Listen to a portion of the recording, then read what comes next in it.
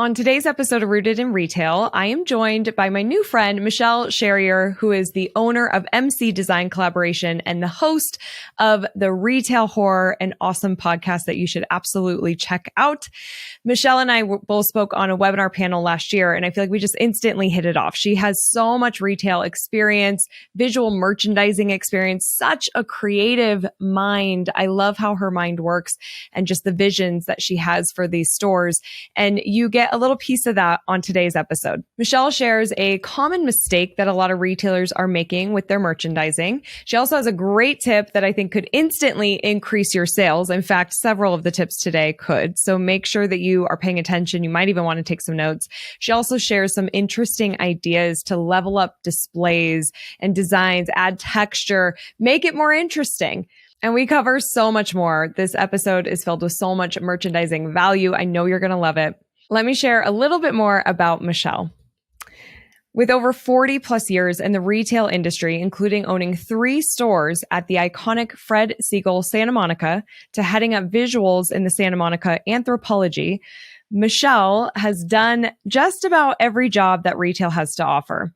The Retail Horror podcast started from Michelle doing Instagram live interviews with retailers during the pandemic shutdown, giving retailers a place to talk about how they were pivoting, what was working for them, and how they were staying busy. A year later, the Retail Horror podcast has launched. Michelle is, and it's epic. You got to go subscribe. Like I said, Michelle is a wife, a dog mom to 3 puggles, and is an avid lover of all things visual. You're going to love this episode. You're going to love Michelle.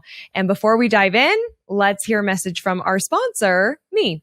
Hey, real quick, I want to invite you to my in-person marketing conference called Evolve, happening April 26th and 27th in Denver, Colorado at the stunning Gaylord Rockies. We are going to talk about all things retail and marketing and more. You're going to walk away feeling confident in yourself, in your marketing plan that feels comfortable and authentic to you. You're going to have a very good understanding of the future of social media and marketing because it's going to look very different than it does today, and how you can adapt and evolve to stay relevant and thrive. Many businesses won't do that, and you can if you come to Evolve. We're going to have other topics as it relates to social media and marketing, as well as inventory management, money, mindset, leadership. This is a packed agenda, plus time for networking, meeting new retailer friends, and getting your questions answered from me and my team and our speakers. I'd love to see you in the room. So go to crystalmediaco.com/evolve to get your ticket. Seating is limited, so hurry and grab your ticket before we sell out. I hope to see you there. Welcome to Rooted in Retail, the show that's dedicated to helping independent retailers thrive in today's ever-evolving retail landscape. I'm your host, Crystal Vilkaitis, and I'm thrilled to have you join me weekly as we explore topics that are vital to the success of your store. From marketing to mindset, money to merchandising, sales to leadership, we'll cover it all. Each episode features interviews with industry experts and accomplished retailers who share their real-life insights and actionable advice. Get ready for a great conversation on how to build your dream business with Rooted in Retail. Michelle, welcome to Rooted in Retail. I'm so thrilled you're here. Hi, thank you so much. This is so exciting to have the tables turned on me. I know. We will link to my interview with Michelle. I was on her show, The Retail Horror. We'll link to that. It was such a fun conversation. And now, we're flipping the tables. And before we started filming, I said to Michelle, I know nothing about visual merchandising. So I am a complete newbie. I've got some questions. Michelle has so much knowledge. You are so rooted in retail. Like, talk about, you have such a great experience and history. And will you just share how you got started in the retail and merchandising world?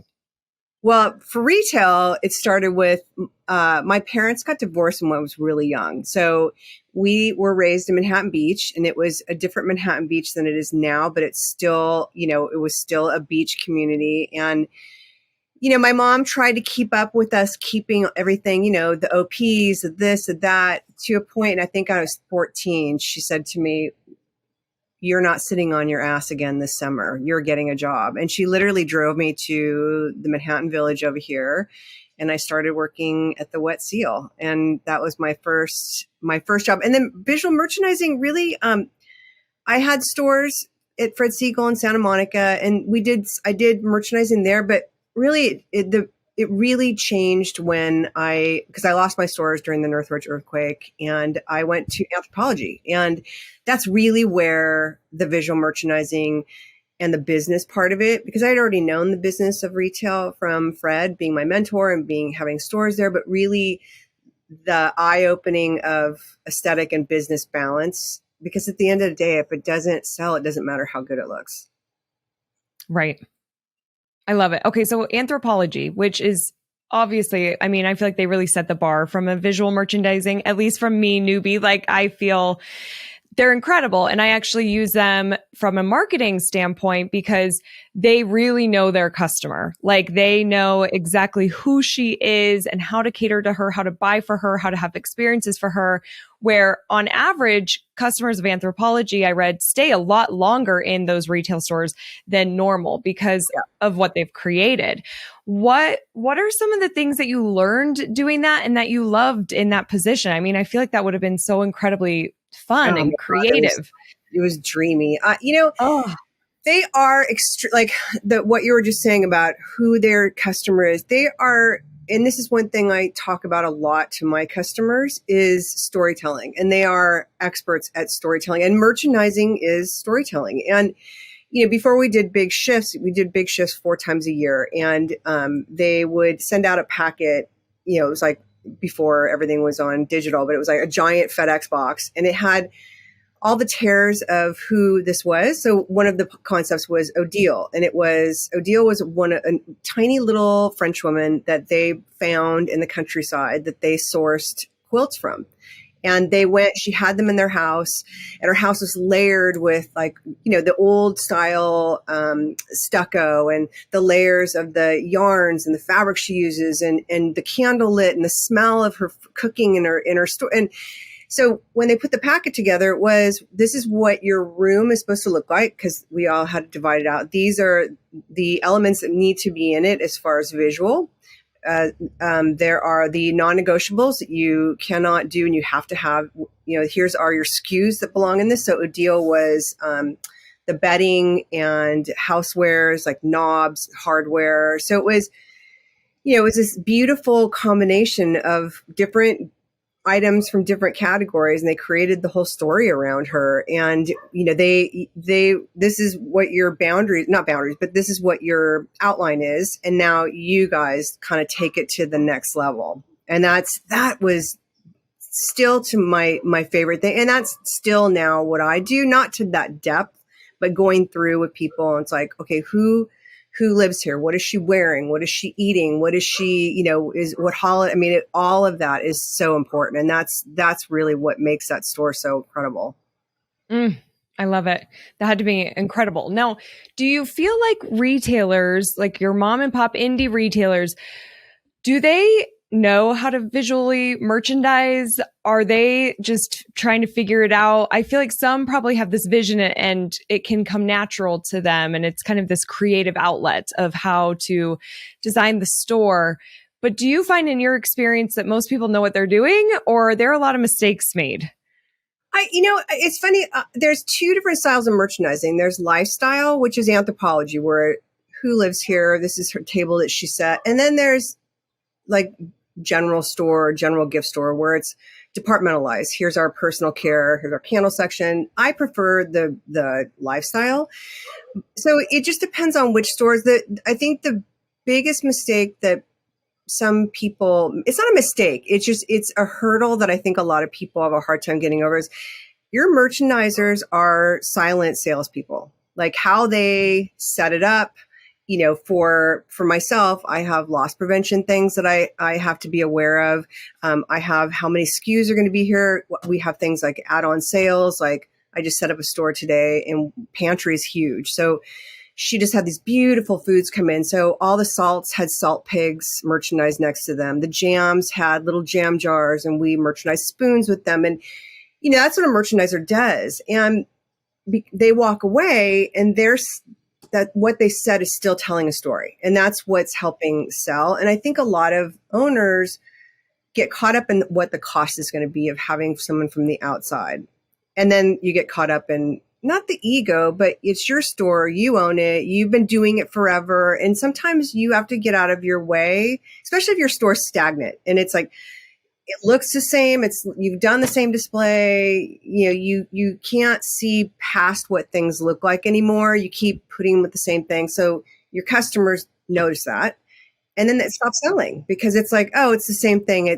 But when you start bringing someone in with fresh eyes and start turning things and showing them different ways, it's incredible how much, like always, every time we finish a sale, a reset, and we're reworking the same items just to give them new life. It's amazing to see the sell through of things, and sales always go up.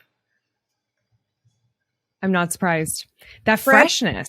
yeah. I mean, Fred had a saying that I still go by is energy creates energy. And he used to say, open your boxes on the floor. Michelle, like people like there's energy going on and people are opening up and what's going on over there. And it's same thing as a gift show. You go to the gift show and it's like the showrooms that are busy and you see stuff. It's like you automatically, what's going on? I want to go in there. Same thing for retail.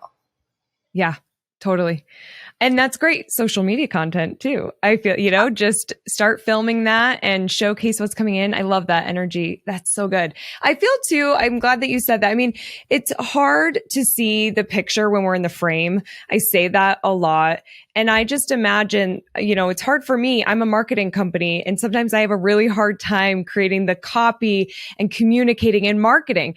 And we need outside views to come bring that in. And when you're bringing in an expert who also is on top of trends and the consumer behaviors and expectations and things like that, I mean, that's so valuable for the store. How often should a retailer be doing the resets?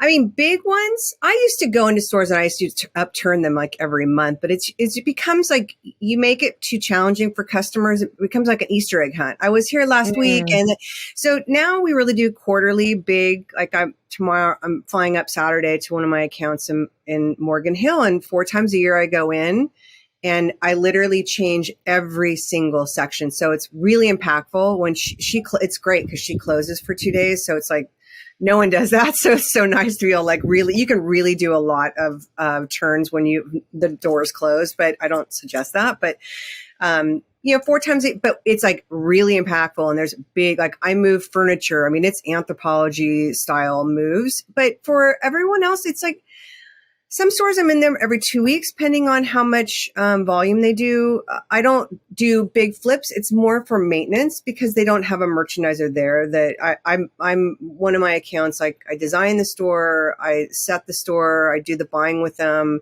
and then I do all the merchandising. And we've tried to train the employees, but in retail, there's a lot of turns, and it got to the point where I'm like, okay, I don't want to train anybody anymore because they're gone. So. But it's you can have somebody come in once a month and really still make a difference. Okay, that's awesome. Would you say at least once a month? I mean, if it goes past that, is that just becoming too kind of stale? Or, I mean, just for some of the... If they're not touching it, yes. Okay. But, for the stores that, because I leave like Missalane, I will leave and I'm not there for another quarter, and their girls are really good. So, and they do a lot of volume. So new stuff comes in and now they kind of mimic the style. So it's funny because they sent me pictures and I'm like, are you sure you need me to come up? Because it looks really good. And like, honestly, like it's not like any BS. Like it looks really good. And they're like, no, we want you to come in. But they've gotten very good at mimicking it. So it has a continuity that stays the same until I come back. And then there's like that big change again. But I would say once a month and I mean, again, it's costly. So it just depends on it. Part of it is budget, but if you don't have somebody doing it, I would definitely try to have somebody, because you're going to have new receipts coming and going. And as your table sells down, you need to move some of the stuff that's sold down, put it up to the side, and then interject your new stuff. But if you're not doing that, one, it's going to become a garage sale, and two, it gets stale. Mm-hmm. Okay. What about trends? So retail is ever changing and evolving, and you're always hearing about the new colors and the new seasons and the new ways of displaying things. What is your kind of method to the trends and integrating that into the different stores that you work with? I'm lucky because my foot's in the wholesale gift industry and the wholesale and retail. So I kind of have a chance to see what's coming down the pipeline before everyone sees it before the show. And I think, for trends, it's like, I'm always like, magazines are where I go. I mean, it's God help me when the magazines stop coming out, because digitally, I can't do it. I tear things out. I'm tactile, and I collect them, and I do boards, and I know you can do that digitally, but it's just not the same. Like, it's just, so that, and then I think, for what's trending right now, like my favorite that I've watched kind of grow for gift stores is, well, one, apparel. A gift does phenomenal, and apparel does phenomenal in gift stores. It's the craziest thing. But if you look at Mud Pie, Demdaco, everyone's putting out their own apparel now. But pantry is like my favorite thing right now. And it started becoming big, obviously, with the pandemic, and people are staying home. But all these amazing lines are coming out with these beautiful foods and salts. And it's, I think as a gift store, they're complementing if you sell tabletop, they're complementing what you're already selling, and they're creating add-on sales, and they're not big buy-ins for budgets. I mean, 12 salts, 12, whatever, 6 salt, and it's olive oil, vinegars, and they're just beautiful additions but to watch that grow. Like I did New York now, and my favorites where I kept going over to were the pantry lines. Like there's a French line that had beautiful packaging, turquoise packaging. And it was sea salt from somewhere in Italy. And I mean, just like, or France, it's some like amazing, beautiful foods. And they sit so well. 'Cause I'm a big cross merchandiser. So I don't do departmental, like here's all our tabletop. Like I'm storytelling and cross merchandising as we go. I love it. I love the whole pantry trend. Like that's super fun to shop. And I saw something on your Instagram about, I might butcher this a little bit, but how to help like kind of display tabletop by adding herbs. Wow. And I mean, that's kind of fun. Will you talk about that a little bit, that tip? Well, there's something Anthro does very well is contextualizers, and it's their live plants or their French bread. So I started playing around with real objects, like real herbs, so it started with like, I think it was for Stephen Young's showroom in LA. Milk Barn Kids did all these really sweet camp prints. So I made giant oversized s'more sticks. So I got a twig, and this is like stuff people can do that costs like nothing. That got a twig out of our backyard, big, giant, oversized marshmallows that I forget who makes them, and did like 4 or 5 on a stick. And then we built a little, we just stacked up woods in a fire pit shape. And that dries beautifully. Like you don't have to worry. I mean, we had no bug problems. We had no but I mean, they dried so people weren't like sticking their fingers in them.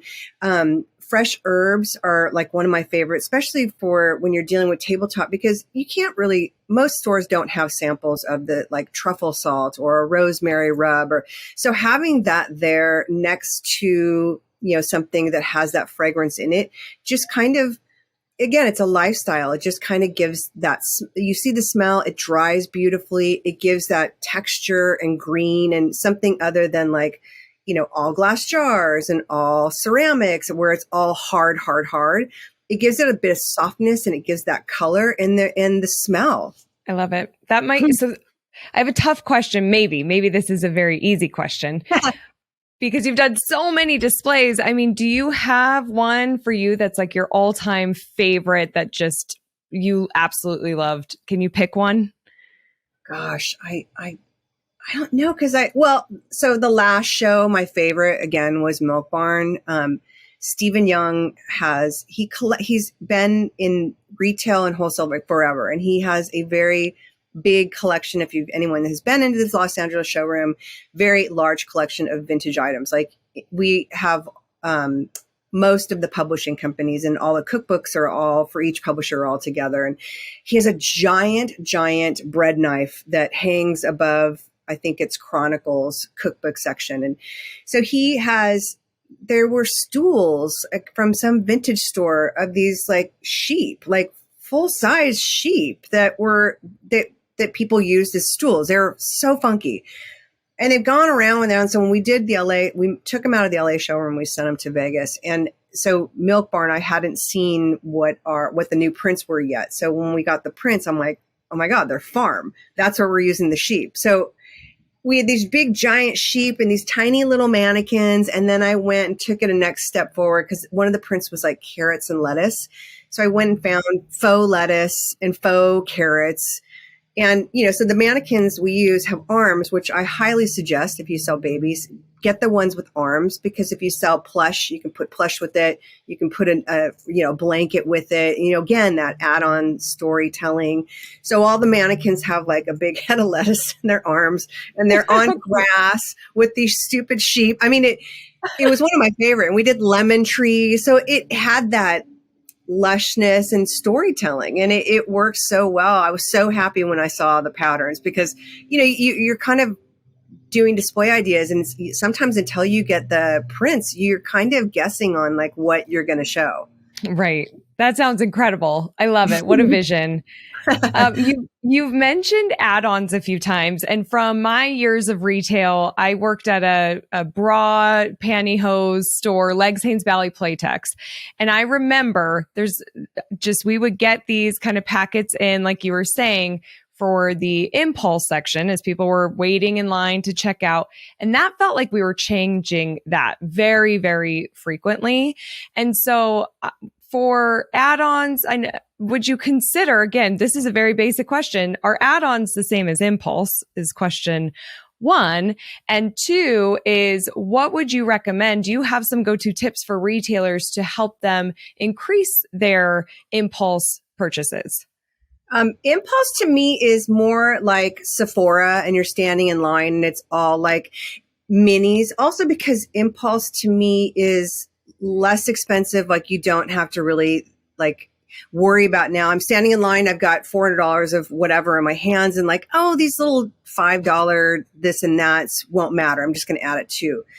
So add-ons are, again, salts, and show salt pigs with them. If you're like, we just did a bar setup today. So she brought in all these like different seltzers to mix with cocktails. So you do glassware and bar books and bar tools and these drink sets. And then, salt rimmers, like all that. Like I always think of add-ons as like just building a sale and building this, again, back to the storytelling. It's like, who is drinking? Who's making these? Is it a men's section? Is it more masculine? Is it, glassware with leather bands? I mean, it just depends on, but by 9 times out of 10, somebody who's standing there to buy a gift, oh, this book is great. And it's like, oh, I'm just going to tie on this bottle opener with the book. And come Christmas time, we do that a lot as well. I'll do, I forget where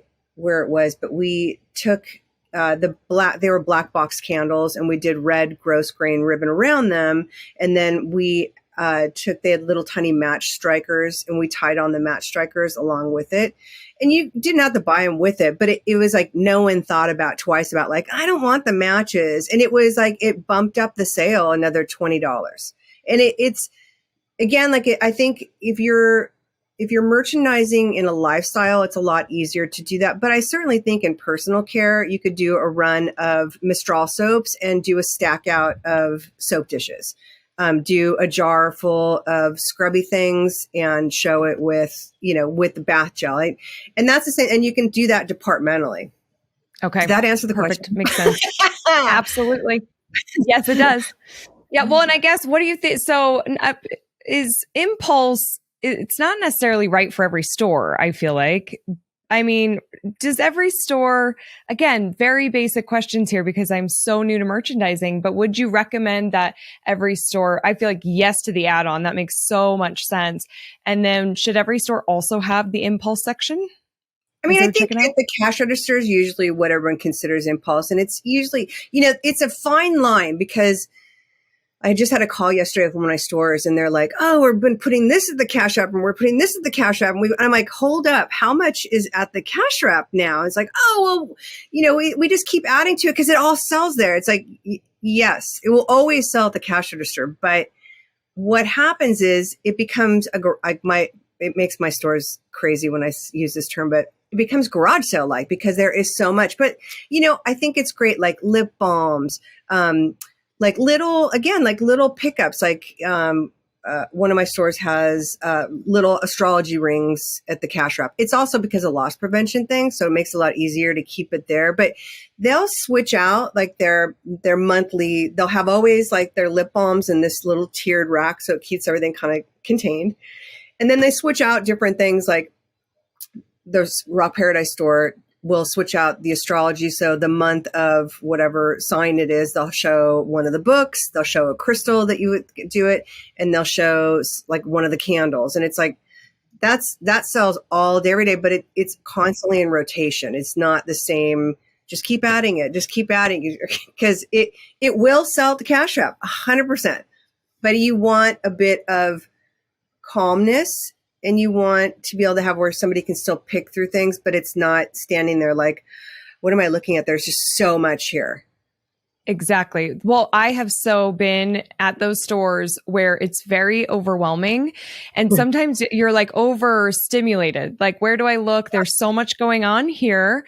And then it's like, oh, it's time to pay, to where I'm not buying anything with the impulse here because it's way too overwhelming and overstimulating. So it makes sense to just be kind of, specific on what you're, There's a term, negative space, and you want a little bit of negative space so your eyes can rest. It's, when I go in some stores and it's literally every single section of the wall is covered, and it's like, oh my God. And then you start looking at the bookcases and the tabletops. And I mean, they do a lot of volume. I mean, it's that theory of like, we do a lot of volume. We have to eke out as much as we can out of this real estate, but they are so overwhelming that I have to wonder, how often do people just go, I can't deal, I got to go. Because the music's going and there's people, and it's like, it's a lot. Yeah. It is a lot. Those are tough stores for me because I get overwhelmed and overstimulated with shopping sometimes. Like, I like the very minimalist and simple, and I love the negative space. So this was a very interesting. I'm glad that we talked about this. I'm curious to know what your thoughts are when there are social media trends and retailers bring signage in to point that out. For example, if a product is top pinned, it's very popular on Pinterest, or the whole TikTok made me buy it, and you'll see retailers have signs that are talking about that. What's your opinion about it? I mean, there is a place for it because social media is king, and I think if that's your clientele, like there's a store that I work with in Philadelphia, and it's very junior, and they have their girls, like the girls that work the floor are responsible for kicking out 1 or 2 TikToks a day in their clothes, in the store, on the hours. And they do that. And that, I think for that works. I think, for me, my age, and people like in better upper stores where it's an older demographic and it's a higher price point, and I think that gets really annoying. And it's like, are you here to sell me that, or am I here to look at other stuff? But I think, I think there's Instagram moments that you do need in the store. I don't think you need to call it out with a sign. Honestly, I hate signs, just for the record. Like, I hate signs, and that's part of Anthropologie. Like, there's not signs all over. When we did a sale, it was like all one area, and we had a sign for that. But by far and large, like, I take signs completely out, like stuff that comes in packaging that has big signage about say lip balms that come in a box with the big sign. I take those out and I put them in a jar, because I just feel like it makes things look not more expensive, but it makes them look less cheap. Like, exactly. I think some of that stuff, unless it's really good packaging, then I think ditch the cheapy box, because also a lot of those lines are sold several places. And if you can make it look better and more yummy by having it in a glass jar versus the box that the person down the street has in that purse, like, and half the time people won't even notice it's the same thing, to be honest. It looks a completely different animal when you take it out of the packaging. Right. And kind of make it your own. I mean, I feel like you have such an opportunity to have a cohesive look throughout the store through doing things like that and getting rid of the packaging. If you have a lot of different packaging too, for some reason, I think of like a convenience store. It's all Yeah. packaging, all like, it's Yeah. just, yeah. It's a lot. It's Okay. just one more layer of like the Yeah. interactiveness and like more stuff to see. Right. Exactly. Okay. So good, noted, and that's good for me to know when I'm talking about it too with social media, because it can be kind of cool to bring those trends in, but it really does depend on the type of store and the type of customer and what you are trying to do there. So I love it. If you process credit cards, you're going to want to listen up for this resource because it could save you hundreds, if not thousands of dollars a year. It personally saved my business thousands of dollars every single year. The resource is our friends over at Payrock, and they have an epic offer for my listeners. Listen up. All you have to do is send a merchant statement over to Payrock, and they're going to see if they can meet or beat your fees. If they cannot meet or beat your fees, then they're going to send you $500. So if you process credit cards, send a statement, you can make $500, or you could save hundreds, if not thousands like I did. It's worth checking. So go to crystalmediaco.com/payrock, and that's PAYROC, to get that process starting to just send your statement. You guys, I drug my feet for years in sending a statement, and I'm glad I finally did because I'm saving so much money. This is a great offer. I hope they can help you like they did me. Michelle, I want to move into our resilience round where we're going to do rapid fire Q&A to help our retailers be more resilient. So the first question is, what is the best business book? It's not a business book because I'm ADD. But it's Badass Habits by Jen Sincero. And Awesome. she drops F-bombs. So if you've heard me on the podcast, I drop F-bombs, but she's very real. It's funny. And it's really good advice and great habit forming. That's fun to read. Ooh, good one. I'm going to have to check that out. I'm becoming very obsessed with creating habits. I mean, I think that there's something that, especially with our social media and around business and getting stuff done, there's something there. So I'm going to add that to the list. Best retail technology, like an app or software?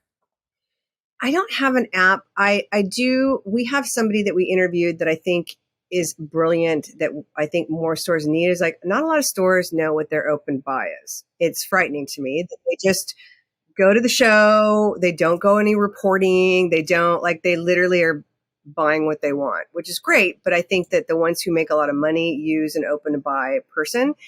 These guys created something called open-to-buy.co, and it's basically a spreadsheet that they created that will give you the information on open to buy that will help you go to market and see, especially because your reports will give you something, but it won't tell you like you need to bump up numbers here, or this is what's driving your business there, because I've had 2 open to buy people on the show and they're amazing. I mean, it's like, honestly, retailers need to know they're open to buy, but it's more expensive. But this is like, I think it's $50 a month, and it puts you in control of knowing what your inventory is and knowing what's driving your business.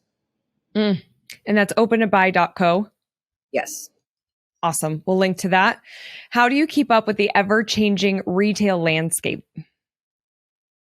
I do a lot of shopping in a lot of stores. And I think, again, because I've got my foot in the wholesale industry and the retail industry, and because I'm in a lot of my own stores, that helps. And I read, like I was saying earlier, magazines. And I don't just do fashion magazines, but I read food. Food magazines will tell you so much of what's going on, and garden and home and apparel. It's the same thing. But that is truly where a lot of, and for gift, I will say this is fashion comes out with style and what trends are going on 2 years probably before it hits gifts. So that whole big giant blue and white tie-dye and blue and white pattern, like that all started fashion like 4 years ago, and it just kind of rolled out. So now, like if you start looking, like last year for fashion, crochet was huge. And you started to see it come out in gift. Creative Co-op did a crocheted ornament, other people. So you kind of watch it, that's why I do so much with fashion magazines as well. Okay. Because retailers ever changing, how do you recharge your batteries? Okay, if I can tell you my perfect day is coffee in bed, go take a walk on the beach, leave that walk and go to the farmer's market where I can see and smell and touch, come home, hang out in the backyard, just sitting in my backyard reading, and then making dinner with my husband. Like that, there's no better day than that to me. And that truly, like, it will feel like the longest day. And it's like, it wasn't rushed. It's not business. It's just being. That does sound like the perfect day. I love that. I want to do that too, but not with your husband, with my fiance. To help retailers be stronger, rooted in success, what's a merchandising foundational best practice? I would say the cross merchandising for add-on sales. Like walk your floor and look at all of your items on how you use them, whether in your kitchen or your bathroom, and what are you using them with? I need spoons to stir this. I cook, so these cookbooks or bowls, or really look at what you're selling and really look at like, what can you create an add-on sale? And that will, in the end, create a merchandising moment, pairing them up together. Okay. And finally, what do you think the future of independent retail looks like? Oh my God. I just interviewed a couple that has a store out in Joshua Tree. And I really think that the way retail is going to look a lot is more of like co-op situations. One of my stores, their furniture store, family business, it's been there for 40 years. It was Mitchell Lit. Their husband, the son, has taken it over, and his wife. And it's 200 square feet or 200,000 square feet. And it's wow. three levels. And they've brought in Boy and the Bear coffee. So that's right at the front entrance. Boy and the Bear is on Ventura. They brought in Everham, which is a window treatment company. So it's like, have a coffee, stroll to the store, or I'm here to buy furniture. Again, cross merchandising, oddly enough, but window treatments. But I really feel like the store in Joshua Tree, they kept seeing all these people come in for the weekend to do sales at the trading post. And they didn't have regular stores. They were just like coming in as creators and bringing candles and whatnot. So they basically created a space that is a co-op. They will curate the collection with the creator. So the creator owns their space, they own their product, but the owners are curating what is going on the store. And it's not like, which is the brilliant part, they worked out a system for their POS system. So it's not like, when you go to an antique store and it's like, oh, I've got this with this pink dot and that belongs to this person. And it's like a shit show trying to get wrung out. They've streamlined it. It's all on their system. It's all their UPC codes. It's all of their inventory control systems. So it's seamless. And it's because I said to him from the outside, I had no idea it was a co-op. He said, or a collaboration situation. He's like, yeah, it's ideally, it looks seamless. Like you don't realize, because all the merchandise flows together because they've helped curate it. It's helping makers and creators give them a place that's their own without having to rent. But I really feel like that is what retail is going to look like more and more. And these guys are like super young. They came out of the Bitcoin industry. I mean, like they're that age group, that demographic, and they're like literally setting the stage of what I think retail is going to look like down the line. That's pretty cool. As from a consumer perspective, that sounds like such a fun place to go. Like amazing. It's called Roaming. Their brand's called Roaming Travelers, but it's so visually beautiful, but it's because they are controlling the narrative and controlling but it's a co-op situation. Yeah. Yeah. So there is consistency in a through line, and then making it easy for the customer to buy. Like, thank you. That's so good. Yeah. Awesome. Michelle, I loved this conversation. I learned a lot. I feel like you just have so much information. And actually, as I was preparing for this, I wanted to ask questions about buying for a store. I wanted to ask questions about, I put it down here for next future episodes, opening a store. There's so much. So I'd love to have you back. I feel like you just have so much knowledge and expertise. So thank you so much for sharing it with us today. Oh my gosh, thank you. It was such a pleasure. Yeah. Well, how can people connect with you? MC Design Collaboration on Instagram, or our website is mcdesigncollaboration.com. The Retail Horror Podcast, www.retailhorrorpodcast.com, Instagram, and then you can always email me at mcdesigncollaboration@gmail.com. Beautiful. You guys go subscribe to Michelle's podcast. She's an excellent interviewer, has such inspiring guests on. It's such a good show. Michelle, thank you so much for your time. Thank you. Yay. And everyone, don't forget, I'm rooting for your success. Have a great week ahead. Bye. Thank you so much for being here. It means the world to me. Don't forget to join the Rise and Shine newsletter, which is social media news you need to know, sent via email every Monday morning. Go to crystalmediaco.com/rise to join. And don't miss the newest episode of Rooted in Retail, which drops every Sunday morning.